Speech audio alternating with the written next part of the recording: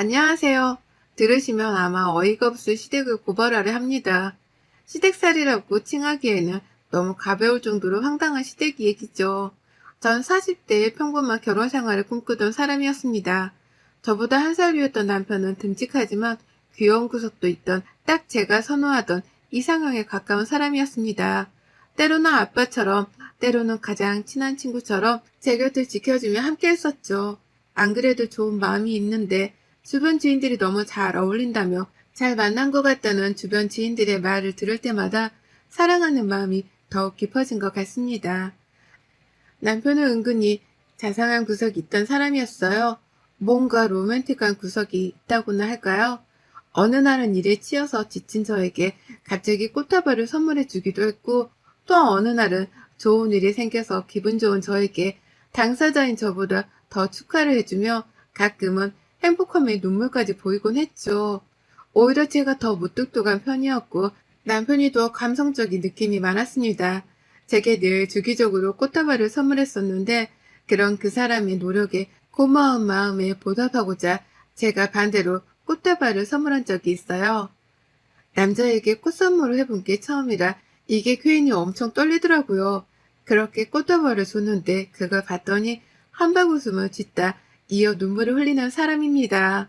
꽃말 하나하나가 적힌 작은 편지를 보며 이걸 사면서 꽃말까지 고민을 했을 제 모습이 떠올라서 너무 감동이었다고 하더군요. 이렇게 감성이 풍부했던 사람이었죠.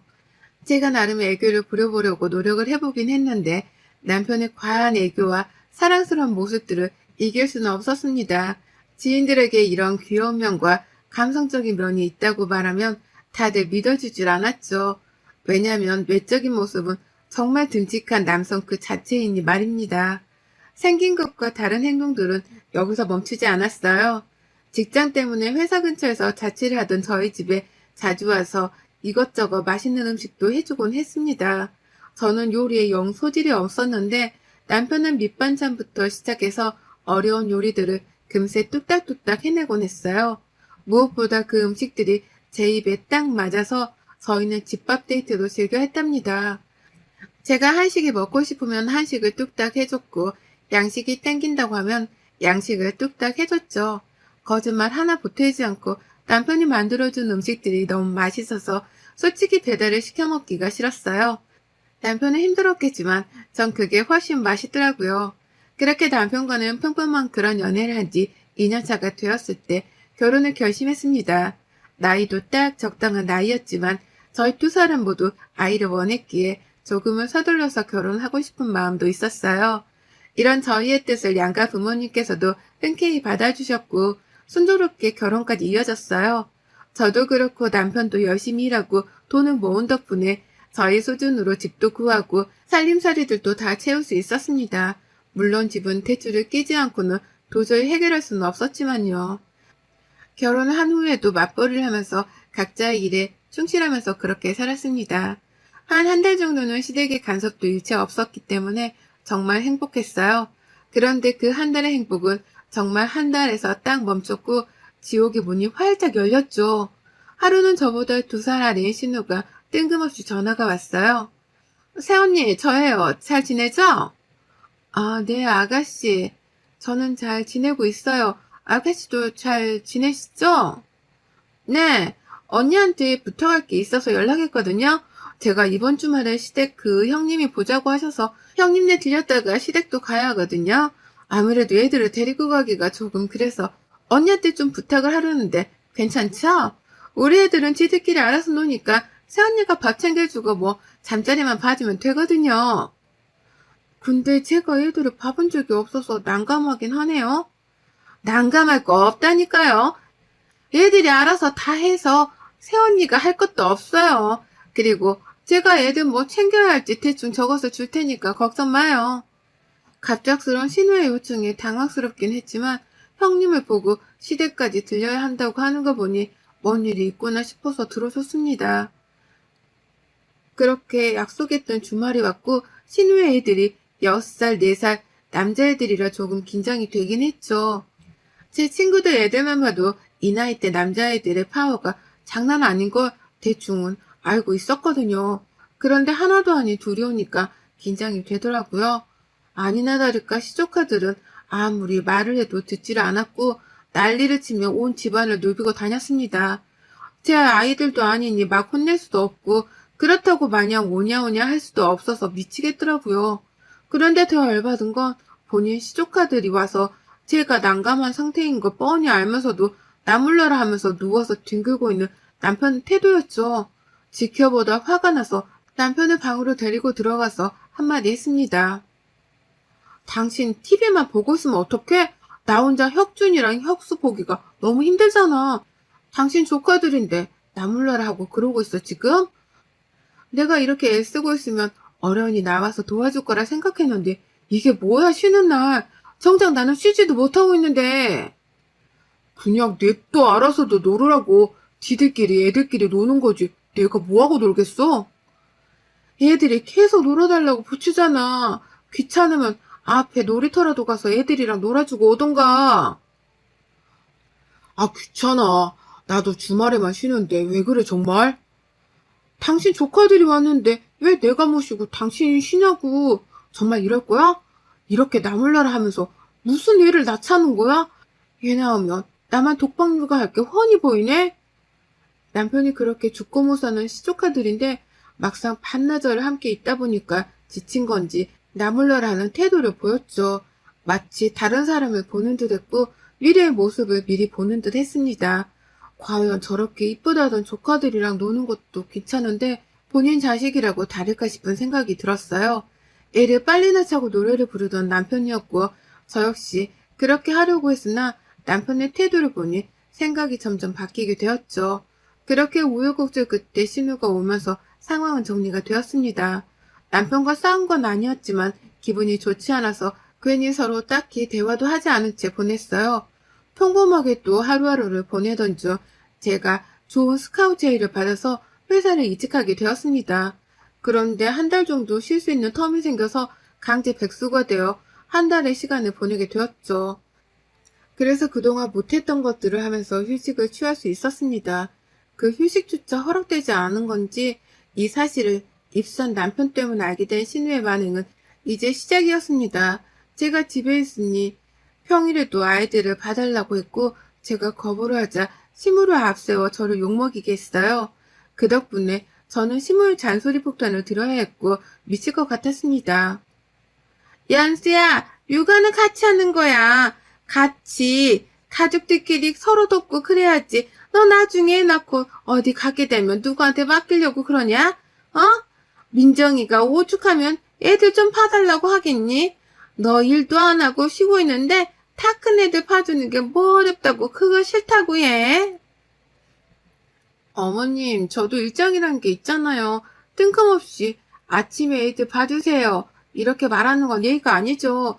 적어도 미리 말이라도 했어야죠. 그것도 그렇고 저는 제 애들 낳고 아가씨한테 애 맡길 일 없어서 괜찮을 것 같아요. 정 마음이 불편하시면 어머님이 봐주세요. 저는 혁준이랑 혁수 너무 힘들어요. 야야 연수야, 너 그렇게 싹퉁머리 없는 애였니? 조금 당황스럽네. 민정이가 지금 뱃속에 셋째가 있어. 아직 뭐 말 안 해서 네가 몰랐나 본데 지 몸도 몸이 아닌데 자꾸 시댁에서 부르니까 힘들겠지. 그러니까 애들 좀 봐줘라. 시모는 제게 매정하고 싹퉁머리 없다고 말을 하며 본인 딸만 감싸도는 얘기를 이어갔어요. 왜 제가 이런 소리를 들어야 하는지 모르겠었죠. 정말 싫었지만 셋째까지 가졌고 몸 상태가 좋지도 않다고 하더라고요. 거기다 시댁에 뭔 일이 있는지 신우네 시댁에서 자꾸 호출이 와서 가야 하는 상황이라는 말을 들으니 괜히 또 마음이 약해져서 봐주겠다 했습니다. 매일은 아니더라도 한 번씩은 봐주곤 했죠. 하루나 아이들이 저희 집에 와서 된장찌개가 먹고 싶다고 하는 겁니다. 딱히 요리에 소질도 없는데 당황했죠. 그러나 애들이 먹고 싶다는데 배달로 시킬 수도 없잖아요. 배달 음식은 자극적이라 먹이기도 조금 그랬죠. 결국 급히 마트에 가서 신선한 재료들을 사와서 아주 정성껏 애기 된장찌개 레시피를 검색해가면서 만들어서 먹였습니다. 다행인 건 애들이 너무 맛있게 먹어주는 거예요. 그 산만하고 시끄럽던 시조카들이 앉아서 찌개에 밥을 말아먹는 걸 보니 또 괜히 뿌듯한 마음이 들었습니다. 그렇게 찾아온 평화는 잠시뿐이었고 밥을 먹자마자 거의 집안을 날아다니더라고요. 제가 이렇게 아둥바둥할 때 남편은 애들이 와 있으니 빨리 오라고 하면 오히려 더 늦게 들어와서 저를 더 열받게 했습니다. 아이들을 신우에게 보내고 완전 뻗어서 잤고 그 다음날 아침에 눈을 떠서 핸드폰을 봤는데 깜짝 놀랐습니다. 신우와 시모에게 부재 중 톡 문자가 미친 듯이 와 있었어요. 어리둥절한 마음에 신우에게 전화를 걸었습니다. 그러자 미친 듯이 소리를 치며 말하더군요. 새언니 미쳤어요? 대체 애들한테 뭘 먹인 거요? 혁수 밤새 토하고 설사하고 난리도 아니었다고요. 네? 애들한테 준 게 된장찌개랑 요구르트 말고는 없는데 무슨 소리예요? 애들 찌개도 자극적일까봐 레시피 다 보고 만든 거고 재료도 마트 바로 가서 사온 건데 그럼 제가 지금 생사람 잡는다는 거예요? 대체 우리 혁수는 왜 아픈 건데요? 새언니 말고는 없잖아요.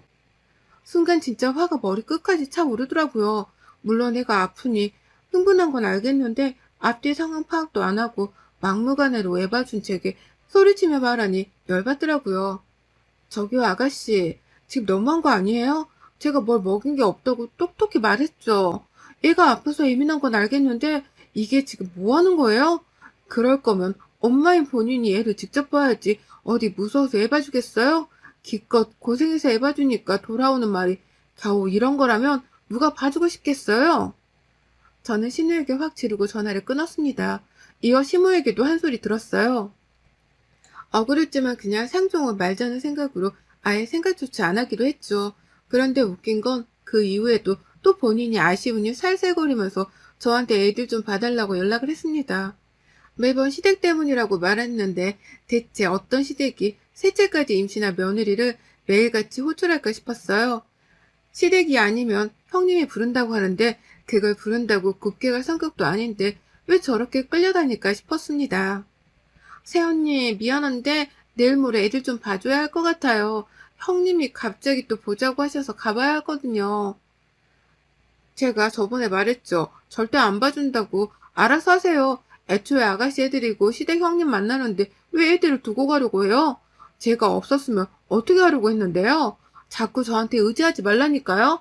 다 필요 없고 저 애들 봐주기 싫어요. 무슨 사정을 해도 두 번 다시 안 봐줄 거니까 알아서 해요. 형님이 사정이 있어서 그래요. 새언니, 애들 데리고 갈 상황도 아니고 부탁 좀 할게요. 저번 일은 혁수가 너무 아프니까 제가 눈이 뒤집어서 그랬어요. 미안해요. 아가씨, 불편하니까 이런 전화도 그만하세요. 더 할 말 없으니 끊을게요. 저는 완강하게 거절했습니다.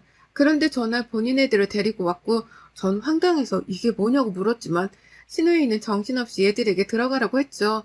또 신난 시조카들은 소리를 지르며 막 뛰어들어왔고 순식간에 아수라장이 되었습니다.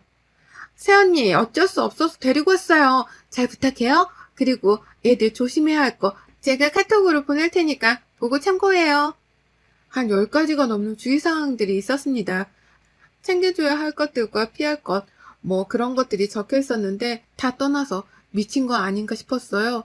아무리 생각해도 열받아서 미치겠었죠. 당신 동생한테 전화해서 당장 애들 데리고 가라고 해. 안 그럼 집으로 내가 데려다 놓을 거라고. 이게 대체 뭐하는 똥매너야? 어? 날 얼마나 무시하면 이딴 짓을 하냐고. 나 이번에 가만 못 넘어가니까 당장 전화해서 말해. 둘 사이에 나 좀 냅둬. 왜 나한테 그래? 아, 나도 몰라. 딱 저 말을 듣는데 그냥 주둥이를 딱 한 대만 치고 싶다는 생각이 들었네요. 그렇게 저를 행복하게 해주기 위해서 애를 쓰던 남편의 모습은 대체 어딜 간 건지 겨우 결혼 1년 차도 안 된 상황인데 이런다는 게 놀라웠습니다. 잡은 물고기에는 먹이를 주지 않는다더니 벌써 잡은 물고기가 된 건가 싶었죠. 어쩌면 아직 아이가 없는 게 정말 다행이구나 싶었던 게 진지하게 이혼 생각까지 했어요. 저렇게 가진 고생은 제가 다 했는데 신우는 본인 엄마인 제 시모에게 뭐라고 말을 전달했는지 시모는 제게 전화로 난리를 쳤습니다. 너는 애가 왜 그러냐 대체? 어? 시조카들 좀 파주는 걸로 온 집안을 들쑤시고 난리를 치고 자빠져 있네. 저는 더 이상 못 참고 터뜨렸습니다. 제가 뭘 그렇게 잘못했는데요? 말씀 좀 해보세요. 제 애들도 아니고 신우애를 일주일에 셀 수도 없이 봐주는 사람이 어딨어요. 봐주는 것도 열받아 죽겠는데 고맙다는 말은 들어본 적도 없고 매번 어머님도 난리, 아가씨도 난리인데 제가 좋겠어요, 그럼? 제가 신우 똥이나 치우려고 결혼한 줄 아세요? 야, 너 지금 뭐라고 했어? 미쳤냐? 제가 미쳤어요? 그쪽들이 미쳤지? 남편이란 놈은 나물러라고 제가 무슨 지 엄마나 되는 줄 알고 밥 줘라, 빨래 줘라, 간식 줘라 이러고 있고 시모라는 사람은 지 아들, 딸만 챙길 줄 알고 신우라는 건 개념이란 게 있는 건지 그냥 솔직히 그쪽 식구들 상종하기도 싫어요. 그래서 당신 귀한 아들 반납할 테니까 평생 옆에 끼고 어화둥둥 하면서 사세요. 저렇게 확 지르고 그냥 전화를 끊어버렸고 이후 오는 전화를 받지도 않았죠. 어차피 이혼도 하겠다 맘먹었고 시모한테도 지르고 나니까 용기가 더 생겼습니다. 그래서 전 스피드하게 해결하기로 했죠. 아무리 생각해도 신우가 본인 시댁과 형님이 자꾸 보자고 한다는 게 거짓말 같았어요. 촉이란 게 있잖아요. 이혼까지 결심한 마당에 너도 죽었다는 마음으로 신우 남편에게 전화를 해서 대화를 해보니 전혀 그런 일이 없다고 했습니다.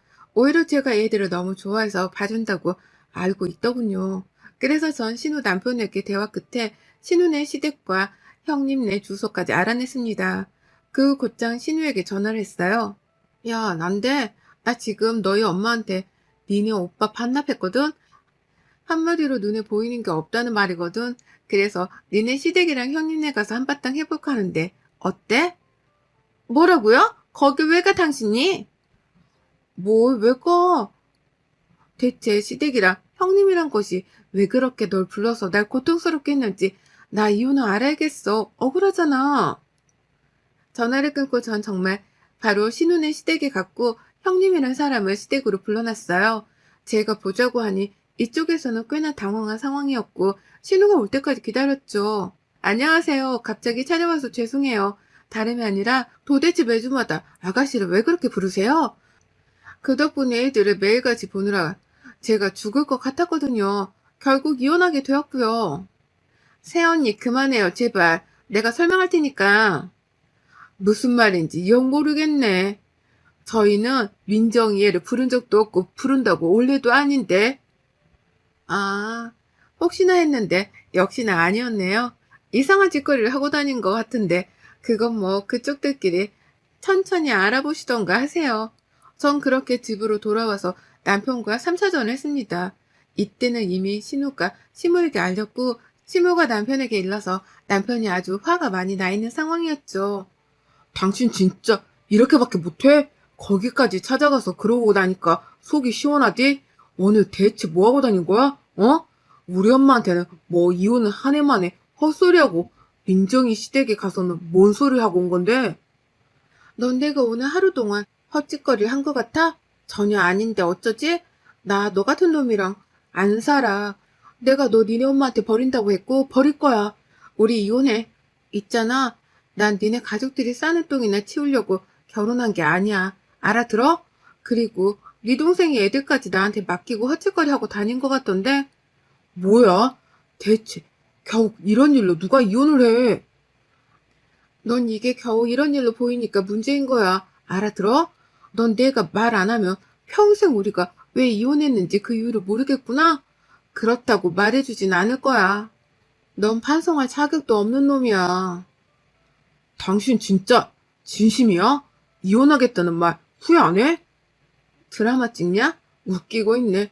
후회 안 하니까 걱정 말고 니네 가족동은 네가 직접 치우든가 본인들이 직접 치우라고 해. 더럽고 냄새나니까. 전 그렇게 남편과 격한 대화를 마치고 완강하게 이혼을 밀고 나갔습니다. 처음에는 무슨 이런 일로 이혼을 하겠다고 하냐며 제가 정말 하지 않을 거라고 생각한 듯해요. 그러나 시간이 갈수록 제가 확고해 보여서 놀랬는지 붙잡더라고요. 이혼을 절대 하지 않겠다고 난리치길래 소송으로 갈 시 남편이 얼마나 불리해지는지 알려줬습니다. 알려진 이유는 혼인기간이 긴 것도 아니라 위자료나 재산 분할을 유리하게 할 것도 딱히 없어서 그냥 빨리 이 관계를 끝내고 싶었거든요. 그래서 나름 저만의 방법으로 설득을 한 거죠. 하루빨리 헤어지도록 말입니다. 이혼소송으로 가면 불리하단 걸 이해한 건지 협조를 해줘서 나름 수월하게 이혼을 하게 되었죠. 이혼을 하는 과정에서 저는 더 먼저 이혼을 당한 게 신우라서 너무 고소했어요. 분명 뭔가가 있을 거라고 생각했던 신우는 알고 보니 바람을 피고 있었다고 합니다. 제 애기의 수상함을 느낀 신우 남편은 그가 의심되던 행적으로 발뺌했나 봐요. 그런데 바람이 맞았던 거고 뱃속에 있다는 그 셋째도 상간남 아이인지 신우 남편 아이인지도 모르는 상황이라고 합니다. 결국 신우는 남편에게 완전 처참하게 셋째를 임신한 채로 버림을 받았고 첫째, 둘째는 모두 신우 남편에게 양육권을 빼앗겼죠. 능력도 없고 바람까지 핀 신우의 손을 들어줄 리가 없잖아요. 저는 이혼을 하고 오히려 좋은 상황으로 지냈습니다. 마가 낀 듯 하루하루 고통스러웠던 결혼 1년 정도의 시간과는 완전히 달랐어요. 요즘은 하는 일마다 술술 풀리는 것 같고 드디어 사람답게 사는 기분이 들고 있습니다. 스카웃된 회사에서 제 역량을 발휘하며 살고 있는데 제법 커리어우먼 느낌이 나서 만족스러워요. 나름 돌싱녀라 커리어에 더 신경을 쓰게 되더라고요. 저랑 전 남편은 결혼과 동시에 2세 계획을 세울 정도로 아이에 대한 생각이 컸었어요. 그래서 만약 혹시라도 아이가 있었다면 이혼을 쉽게 못했을 것 같습니다. 그렇기 때문에 여러분, 아무리 사랑하는 사람이고 없으면 죽을 것 같아도 결국 다 사라지니까 결혼을 신중하게 생각해야 하는 거 맞아요. 그리고 결혼보다 더 신중한 건 임신이라고 생각합니다. 한 생명을 낳는다는 것은 어마무시한 책임감이 뒤따르니 신중해야 해요. 돌싱녀로 돌아온 앞으로의 제 삶에 많은 응원을 부탁드리겠습니다. 여러분의 생각은 댓글로 남겨주세요. 오늘도 시청해 주셔서 정말 감사합니다.